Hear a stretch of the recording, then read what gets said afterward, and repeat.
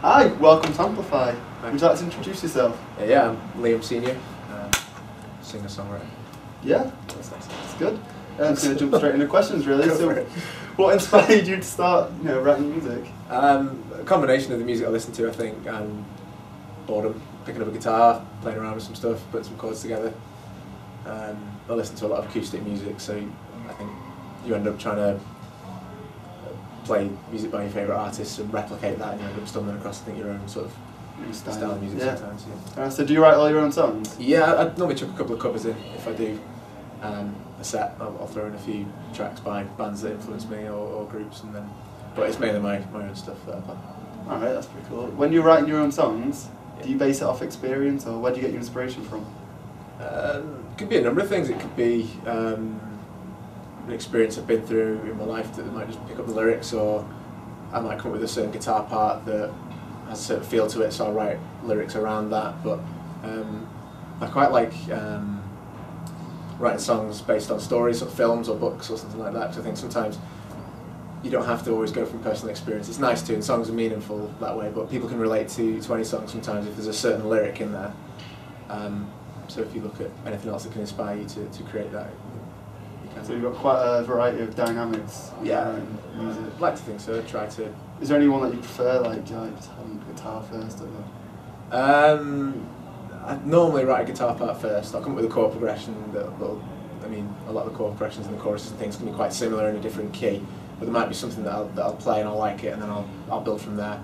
And potentially write lyrics separately, or it's different every time. To be fair, it depends on song to song. Yeah, I think so. That makes sense. Yeah. So, what do you think of the local music scene around like Northwich and Cheshire? It's good. There's a lot of support, I think, really, with groups like this and Amplify and so on. When I was a lot younger, we had the band network, part of the Dan group, and that was really good because local groups could get together and play a gig, and a Friday night you're guaranteed a decent crowd. And I think it can come in waves, and sometimes local areas it'll slip through a generation sometimes, but more often than not you get a lot of support from groups like this and other youth groups that have tried to get something together. But I think anywhere like that can always benefit from more, though.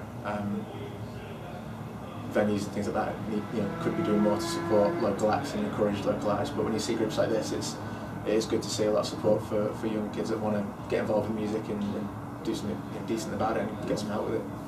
Appreciate it. How would you personally improve it if you could? What do you think would really help you?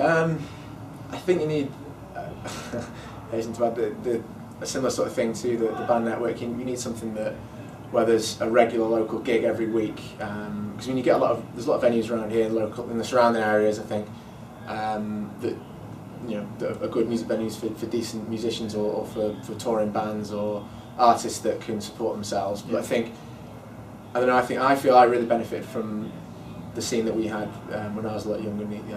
Go back to the really old Northwich hardcore days that they had, that really built from the ground up. And you didn't go from band night, did you? Well, before that even, it was that was even in like Chester and around here. You've got that was a great scene supported by the people that were involved with it, and that's something that we've not seen. Like I said, it skips a few generations sometimes, and it is a shame because it was really good. It's a good thing, really. Yeah, it was really good to be a part of, and I feel sorry for anyone who didn't get that growing up, because I know I wouldn't be where I was if it wasn't for that sort of scene that we had, that regular gig, that local competition with different groups, and support from your friends from a regular gig. That was that's what you need at that stage. I think that encouragement. No, definitely. A bit of a off-topic question, but do your tattoos actually mean anything? You get asked that quite a lot. I think whenever you have any big visible tattoos, you always get asked that question whenever you're out. But yeah, they're all stem from different parts of my life and stuff. I think particularly these ones I've got my mum and my dad on there. So awesome. They mean my mum and my dad. That's what they mean. I'd be worried if they meant anything else. Yeah, no. Could be misconstrued sometimes. But yeah, the idea pick up as well. I've got a turkey flag on my leg from when I went to Turkey, and that is a silly tattoo that was from a really good time, really good holiday I had. It's a rubbish, isn't it? Yeah. Awesome. So when you've recorded a music video recently? I have, yes. Yeah, it's just come out. Yeah, it was out on Friday. A video for Home, the track I played.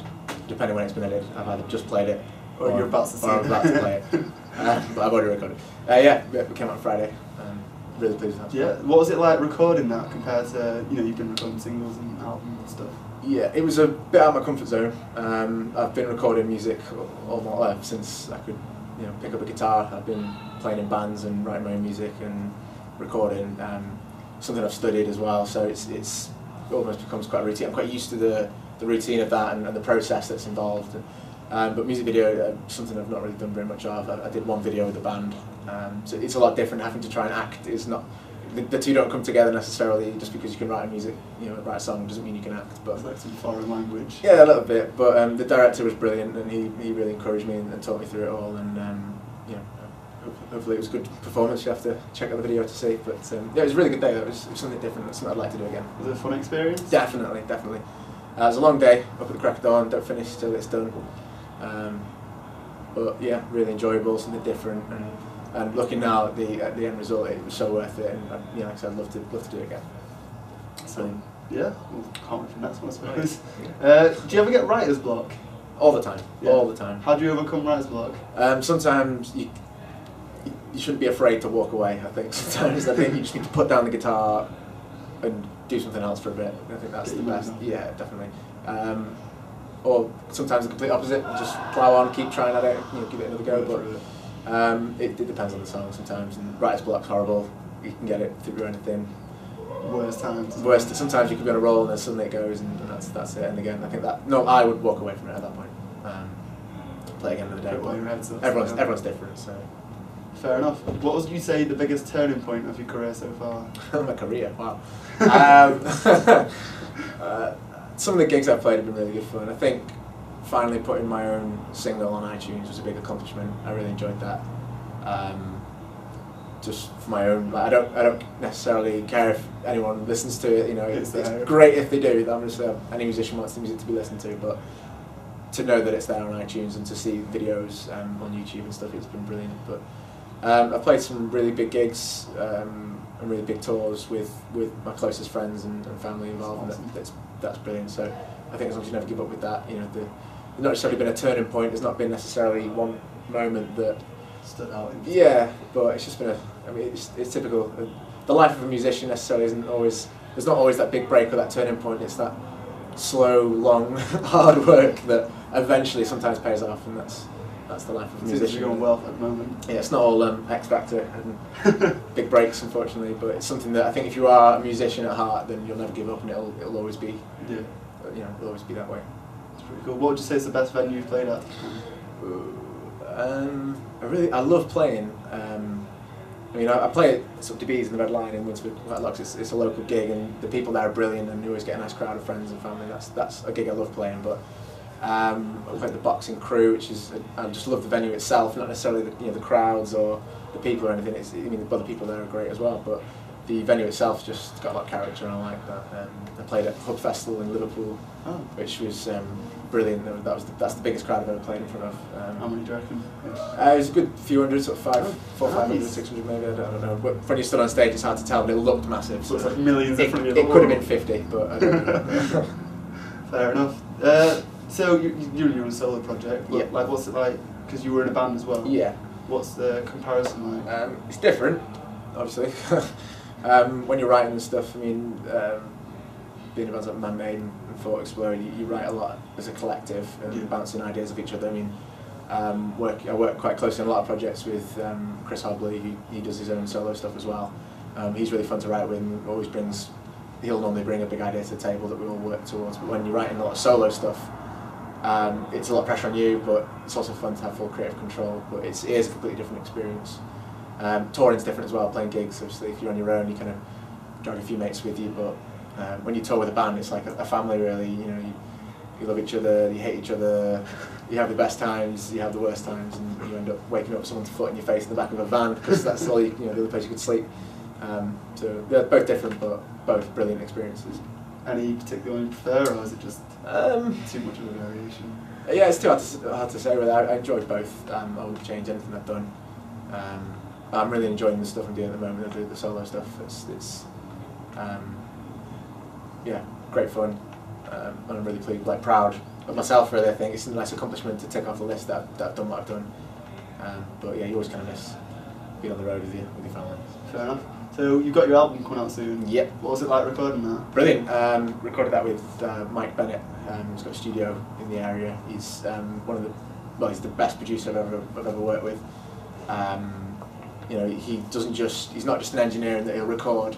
He really produces the album with me, and he's produced a lot, all the work that I've done.